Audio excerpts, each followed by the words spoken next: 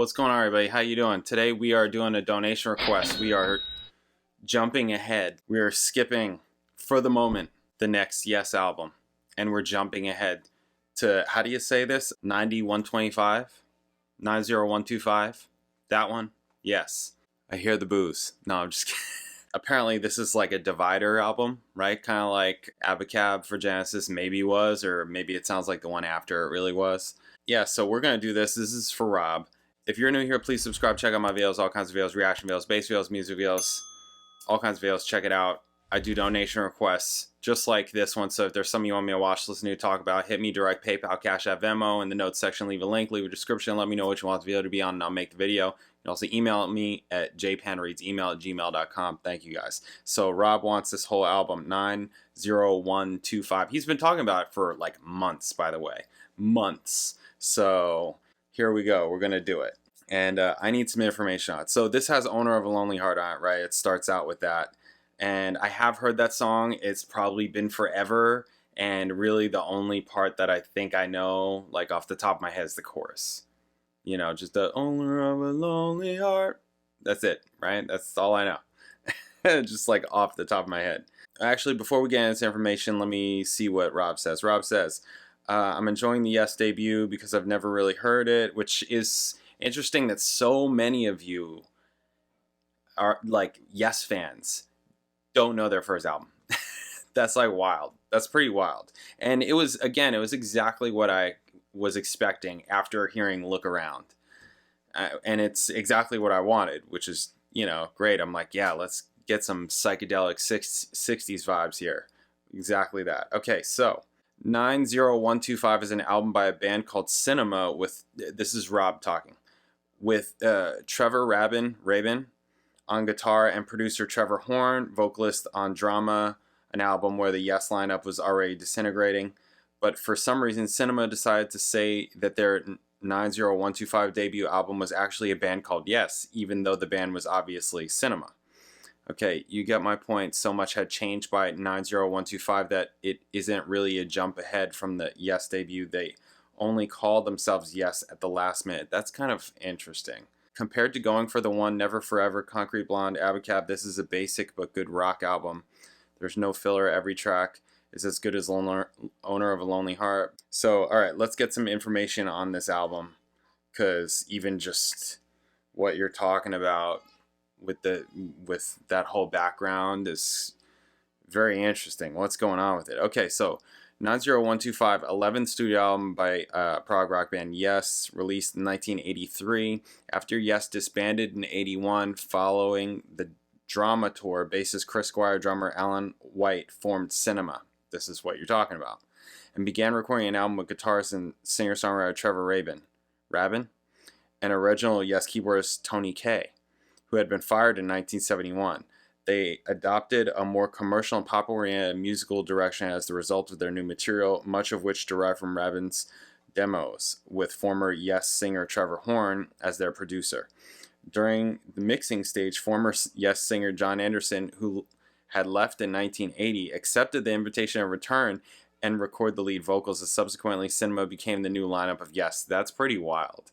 That's pretty wild. Named for its Atco catalog number 90125, Atco Records, right? Okay, catalog number 90125. Oh man, I only left 4 digits for mine. I guess I'm not like that big of a record label. It's just myself. I only left 4 digits. I'm on album number 25. Spirit of Earth, number 25. Album number 25 I just uploaded today. Wow. 90125 was released to generally positive reception and introduced the band to a new generation of fans. It reached number 5 on the US Billboard 200, number 16 on the UK charts, and remains their best-selling album with over 3 million copies sold in the US. Of the album's 4 singles, wow, they had 4 singles. Owner of a Lonely Heart was the most successful as their only song to top the US Billboard Hot 100 chart. Cinema earned the group a Grammy Award for Best Rock Instrumental Performance. Yes toured for the album in 84 and 85, which include 2 headline tours at the inaugural Rock in Rio Festival. Remastered in 2004. Okay, wow. That's a pretty wild thing. I suppose they just thought that they would have better success with it if they called it Yes. Also, it's just so many, you know, I guess once John Anderson came back, then it's like, okay, It's Yes, guys. Okay, all right, right? Yeah, okay.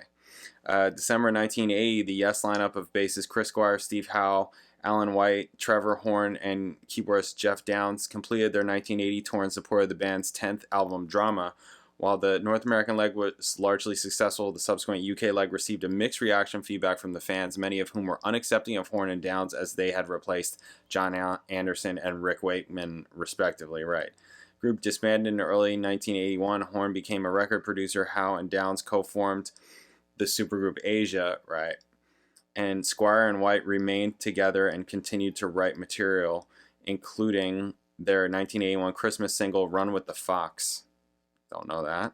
Later in 1981, the two entered sessions with Jimmy Page with the aim of forming a new band called XYZ, but the project was shelved over management differences and singer Robert Plant's disliking of the material. So it was with Jimmy Page and Robert Plant? Oh. According to White, some ideas that the three had rehearsed ended up on 90125. By 1982, South African guitarist Trevor Rabin had moved from London to Los Angeles and sent a demo tape to various record labels with the intent of releasing a fourth solo album. During this time, Atlantic Records manager Phil Carson, a longtime fan and associate of Yes throughout the 70s, sought new musicians to work with Squire and White and was introduced to Rabin by producer Mutt Lange, whom Rabin used to work with as a session musician. Carson had Rabin meet and play with Squire and White in London. Rabin recalled the first sessions didn't sound great, but it felt good. There was a lot of potential. This led to Rabin turning down a solo deal from RCA Records as he wished to work within a group context, especially with a great rhythm section. Quote, great rhythm section, right? The three entered rehearsals for an album using most of Rabin's demos, including Owner of a Lonely Heart, Hold On, and Changes. Wow, that's crazy. So that's his tune, and he brought it in. That would have been on a solo record, it sounds like. Am I getting that? Am I understanding that correctly? That's pretty wild. Which displayed a more commercial and pop-oriented direction and less complex in structure than previous Yes music. Yeah, because it's not Yes music, right? I mean, right? No? Yes? Yeah, it's not Yes music. It's Trevor Rabin music. Wow. Crazy. Okay. With such a direction, Squire recruited original Yes keyboardist Tony Kaye, who had left in 1971, feeling his simpler style of playing was more suitable for their new music. Horn followed suit as a potential lead singer, but after unsuccessful rehearsals opted to become their producer. The four named themselves Cinema with the intent of establishing a new identity and distance themselves from their Yes past. Around 6 months into the album, Kaye left after clashing with Horn. Oh, Jesus. Rabin saw it as a mutual parting as Kaye resisted learning the modern keyboard technology that the band were using, leaving Rabin to handle most of the keyboard parts. Matters were complicated further when management deemed Squire and Rabin's lead vocals not distinctive enough. Oof. So Carson suggested the group have Anderson return to sing the songs. Squire got in touch with Anderson, who had returned to England in April '83 after working in France. They listened to the tape in Squire's car outside Anderson's home due to past acrimony between the pair's wives. Oh, man. Anderson liked the songs and got involved, making minor changes to the lyrics and arrangements. By this time, the album had cost £300,000 to make, half of which came from Carson himself. With no more funds left to finish it, Carson flew to Paris and played the tape to Atlantic founder Ahmet Ergen, who had signed Yes in 1969. Ergen, interested in the prospect of a new album with Anderson on vocals, agreed to pay the remaining costs. As the album neared completion, news reports in June and July '83 indicate that Kaye, though he had played on it, was unsure whether to rejoin. The album was given the provisional title, The New Yes Album. Oh boy. A reference to the third The Yes album, 1971, but the group opted for an alternative name to distance themselves from Yes and decided upon its allocated catalog number on their label Atco, a subsidiary of Atlantic. It was 90124 initially, but sleeve designer Gary Moat said because they couldn't get consistency worldwide with that number, it got changed to 90125. I've still got some rough tour t-shirts and sleeves with the original number. Wow, that's probably worth some money to a handful of people nowadays. After the band introduced themselves as Cinema on MTV, they received legal threats from other bands with the same name. This prompted Carson to suggest that they continue as Yes, as the group now consisted of 4 past Yes members, when Rabin, who wished the album to be judged in its own right, was eventually persuaded, work began on promotion and rehearsals with keyboardist Eddie Jobson, formerly of Roxy Music in UK. Jobson appeared in the video for Owner of a Lonely Heart and was reported in the press as Yes member as late as November 83. However, seeking to consolidate the band's legal entity as Yes, management came to an agreement with Kay, who returned after touring with Badfinger. Unimpressed with the change, citing political problems within the group and having a lack of interest in sharing live duties with Kay, Jobson left by early 84. Yeah, it does sound like there's a lot of crazy business going on with this band, right? I mean, we'll get there. I assume that we'll get there. We are jumping a bit, but yeah. All right, so first up is Owner of a Lonely Heart. Owner of a Lonely Heart was one of the songs from Rabin's set of demos. Its bass line and its hook had been written while he was in the bathroom. Okay, perfect. When the song was chosen for inclusion on the album, Squire replaced Rabin's original bridge. The song features a sample from the horn section of Cool Is Back by Funk Inc. That horn intended to use on an album by Malcolm McLaren. I don't know who that is, which he was also producing. The sample was then stored onto his Fairlight CMI and played by White. Oh, that thing. Rabin had used the same guitar tone for the opening on a session he did for Manfred Mann's Earth Band, which involved panning 2 guitar tracks left and right and aimed for a sound as heavy as possible. Okay, so that's what we're starting with. Owner of a Lonely Heart. It's been a while. All right, let's see how much of this I remember. Let's do it. Bam.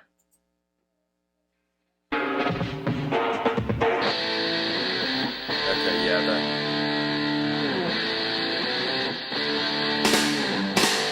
snare sound is like...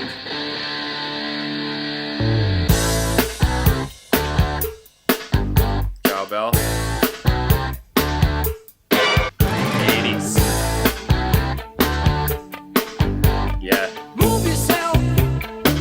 You always live your life, never thinking of the future. Sounds like the singer for Yes. Prove yourself. You are the move you make. Take your chances, win or lose. Also kind of sounds like Steak, right? You are the steps you take. A little bit, a little bit. And that's the only way. Shake, shake yourself. Your every move you make. So the Guitars and the bass are super 80s. owner of a lonely heart. Owner of a lonely heart. Owner of a broken heart. Owner of a lonely heart. Say you don't wanna chance it. You've been hurt so before. Watch it now. Evil in the sky. How we dancing one and only. You lose All yourself. these No, stabs nothing coming being in, safe. right? There's no real reason to be lonely. Be yourself. Give your free will a chance. You've got to want to succeed. Owner of a lonely heart. Owner of a lonely heart. Owner of a broken heart. Owner of a lonely heart.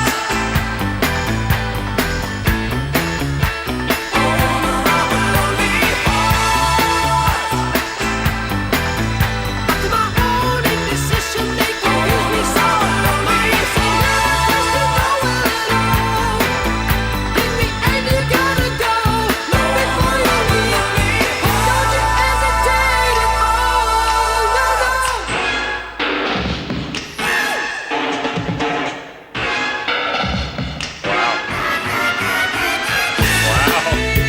Wow. The vocal with all that almost sounds like early 90s like hip hop, right?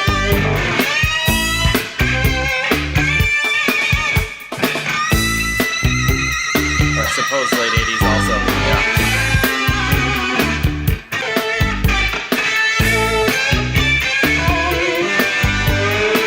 Yeah, the guitars.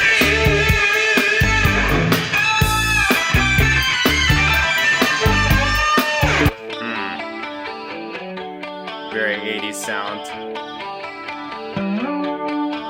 Even chorus on the bass, yeah.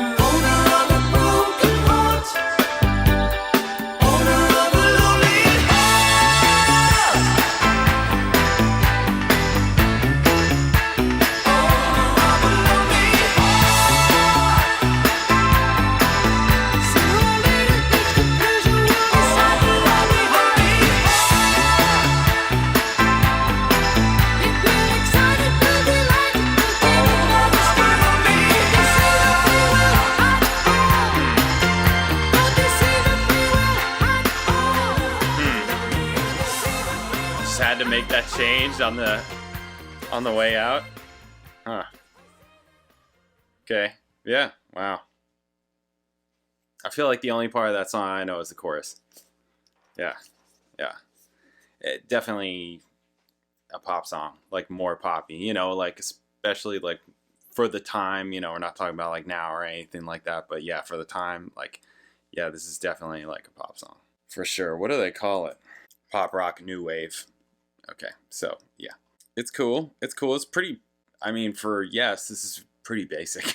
This is pretty basic for Yes. All the sounds, it's just like very 80s, super 80s. Yeah, really 80s. Did we hear anything off of Drama? Or was it, man, I don't remember. There was something that we heard, or that I heard.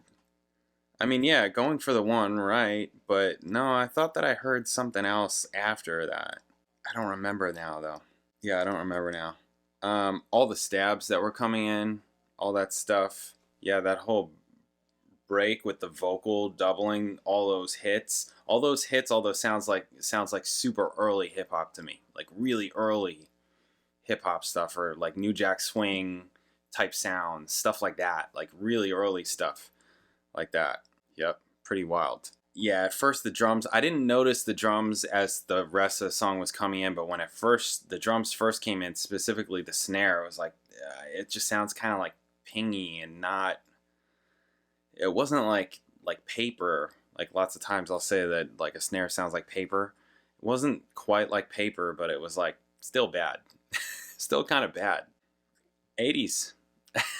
I mean, that's what I would do. I would just chalk it up to 80. Yeah, it's 80s. So, okay, that's what we're in for this album. That's what we're in for. We'll see how it is. Yeah, for them, definitely basic. Definitely basic. Okay, so up next is Hold On. We'll catch you then later.